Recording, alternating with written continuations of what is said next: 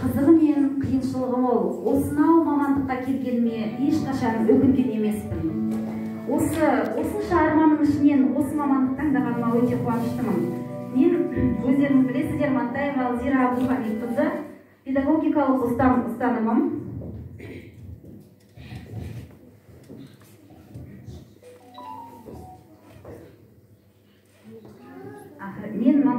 Алзира Абдухамидқызы, менің педагогикалық ұстанымым шәкірт бейне бір ұстаз деген шәкірттің бағбаны секілді. Шәкірт ол жанып тұрған шамшырақ, ал оны әрі қарай жаға білу ол ұстаздың қолында. Менің басты мақсатым педагогикалық жаңа технологияларды пайдалана отырып, оқушының бойына білімді, дарынды, жан-жақты дамыған, эстетикалық дамыған тұлғаны қалыптастыру. Ал менің өмірлік ұстанымым сен де бір кірпіш дүниеге кетігін тап та бар қалан. Осы кетікті тауып келгеніме өте қуаныштымын. Ал енді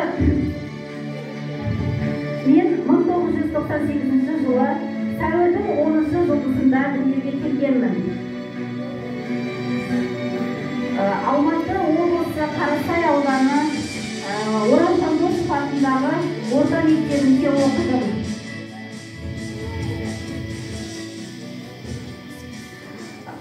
Арман қуып Алматыда оқу жолын бастап, өзімнің отбасылық жағдайыма байланысты Қордай гуманитарлық-экономикалық колледжін аяқтадым. Одан кейін Тараз 2018 жылы Тараз халықаралық инновациялық институтын қазақ тілі және әдебиеті пәнін аяқтадым. 2021 жылы жоғарғы оқу орнын аяқтадым. Және тура сол жылы 2021 жылы осы еңбек жолымды номер 6-шы негізгі мектебінен бастадым. Қазіргі таңда қазақ тілі және әдебиет пәнінің мұғалімімін. Байқасаңыздар, менің оқушылармен жасаған жұмыстарым, өткен сабақтарым, жаңа технологияны пайдаланғанымыз. Осы Константин Ушинский мұғалім ізденісін тоқтатысымен оның мұғалімдігі де жойылады деген. Сол секілді біз үнемі ізденіс үстінде болуымыз керек. Менің оқушыларымның жетістіктері.